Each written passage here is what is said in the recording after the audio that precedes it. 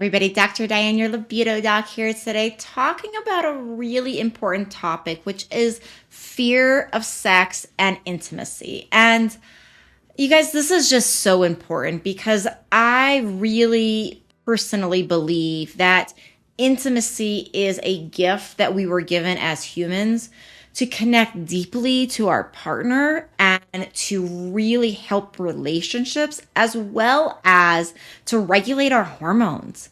The hormone oxytocin that gets released when we are sexually intimate, when we touch, when we cuddle, when we love, when we orgasm, regulates our stress hormones, regulates our sleep hormones, helps to regulate our sex hormones, helps to keep us happy. It helps to regulate things like our happiness hormones and our motivation hormones. So I personally really look at healthy, intimate sex and intimate life as a really important cornerstone of health. And this fear that comes up around sex is unfortunately a common thing because we have not yet broken through the taboo of talking about sex. And that's why I've been motivated to produce all this information on the channel, to do the work I do as a libido doc, because really I'm trying to break down these norms and have a healthy, happy, and a safe place to be able to talk about these things that unfortunately have become taboo for so long. And luckily we're at a point where they're becoming less taboo. So how do we break through the taboo? How do we break through the fear? Some of it is to understand where it's coming from. Now, if there is any sort of past history of something like a sexual trauma, obviously there's a lot of reasons to have fear around sex.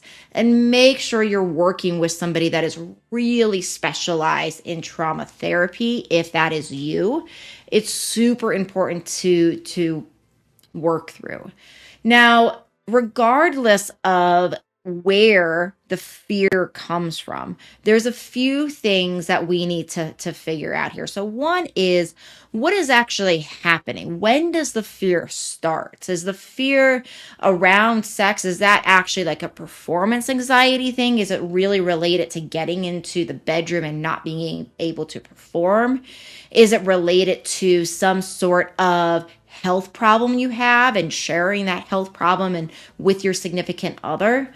Could it be related to having an STI and you're in a new relationship and you have to tell your partner and you're scared, right? There's so many different things that really can be related to that fear around sex and that fear around intimacy. So we got to figure out the reason why in order to figure out things that are actually needed to do about it. So again, if it's something like trauma, that's its own category. But there's other things that can happen that are, say, not sexual trauma that can still leave fear in our body around sex.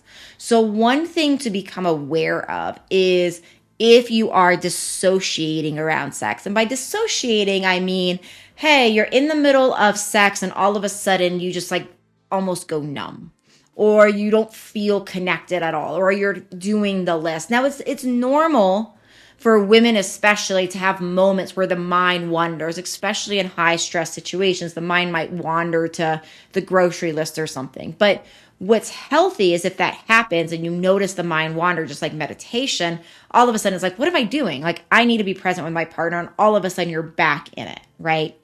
What it tends to be more dissociative is where you spend most of the time, with sex, not actually in the moment, not feeling your partner's touch, not feeling the press of your skin against each other, not looking into each other's eyes. And that's where we want to begin to understand what's behind that. Sometimes this is as simple as holding on to a thought or holding on to something that somebody said, right? So sometimes this is as simple as, hey, you came to your partner with an emotional problem and there was not space for you to express that in, say, a few days ago or something like that. And when that can happen, we can all of a sudden, it's very easy to not feel safe. And as women in particular, there is for most of us a huge need to feel safe in order to really stay present, in order to really enjoy. There's three major ways we can actually respond in trauma, and two are talked about a lot, which is fight or flight, right? Those two are talked about a lot. And the third is actually freeze. And the freeze is actually where we deal with that trauma by almost like bringing our mind out of our body and dissociating. And so we want to understand if that's happening. Of course, if there's major trauma, like I said, we need to be working with a trauma therapist who can help prevent any sort of reliving those events, or if that is advised, that it's done in a way where we're doing that healthy and all of a sudden we're not triggered, right? Constantly. Like we want to make sure that we're not going to relive those things unless we're really working with somebody that knows how to guide us through those memories and out of them appropriately. But the understanding, beginning to understand if some of the fear around sex and intimacy is connected to dissociation. Some of that is if you're dissociative and you don't have some of those major traumas, then it starts to bring to me, well, what sort of micro traumas have you had? And all of us have different micro traumas, and some of us hold on to them more than others. And sometimes if a certain micro trauma is repeated, it allows us to hold on to it. So for example, if let's say we have a man who tells us as a woman that he doesn't like to go down on us because of he just, thinks we smell funny, right? And if you hear that over and over and over again, of course, if there is a significant smell, that can be a sign of an STI. But if he's just saying that because he's just being a weirdo and there's not actually a problem there, that can actually make you scared of what's actually happening in your own body.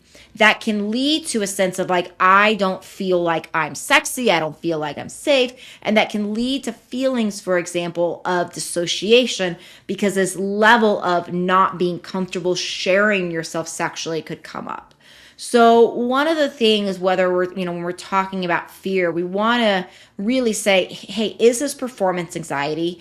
Is this that you haven't had sex in a while and you're scared of getting your heart hurt again, right? Is this something that somebody told you once before? Is it just that there's this emotional challenge that's happening with you and your intimate life right now, and perhaps you're not feeling safe for some sort of way? But the more we can figure out and the more we can actually dissect this in ways where you're actually understanding the why, then it becomes more actionable as far as the solution. Because if we don't understand the why, it's really hard to take action. So in understanding the why, one thing that works sometimes is journaling and stream of conscious journaling, where we're saying, okay, why am I scared of sex? And you just start writing. And the idea of stream of consciousness journaling is you don't let the pen move from the paper. So you're writing and writing and writing. If you don't have anything to say, the whole point is we just want the brain to dump whatever it does. So if you don't have anything to write and you're like, I don't have anything to say, you can literally keep the pen moving on the paper by saying, I don't have anything to say. I don't have anything to say. I don't have anything to say. What am I writing about again? Oh yeah, I'm writing about my fear of sex. And when you do it that way and the pen keeps moving, it's actually amazing what the brain can sometimes dump. And sometimes this methodology allows us to get into the subconscious to say, what is actually really behind the fear? What is driving it? And when we begin to actually understand that, then we can actually start to reprogram our beliefs to say, well, do I actually believe that? Because so many of our beliefs come up because of things somebody said to us or something from childhood, and those beliefs are driving the emotion. They're driving the fear. But yet we don't actually even believe those things anymore. We just don't realize that that's like some sort of subconscious belief, right? So we want to really look at that. And then in our partnership, if we have a safe partnership, another thing we can do is once we understand, say, what's driving the fear, if we're in a safe partnership, we can bring that to our partner and say, hey, I have this belief that is old and I know it's not true and I know I don't believe it anymore, but I need some help repatterning it. And we can talk through like things that they maybe can say to you or express to you before, during, after intimacy to help reprogram that. And it can become a way of really deeply connecting again, not just from a physical standpoint, but from that emotional standpoint too. And that brings up so many of those safety feelings as well. So we're going to talk about all of this and more. We're going to talk about emotional health. We're going to talk about sex. and more in our next masterclass. So make sure you register for that. That's all about emotions and your libido and sexuality. That's coming up really soon here. So make sure you register for that right away. Please do subscribe and share this channel with your friends and your intimate partners. And I will see you in another video.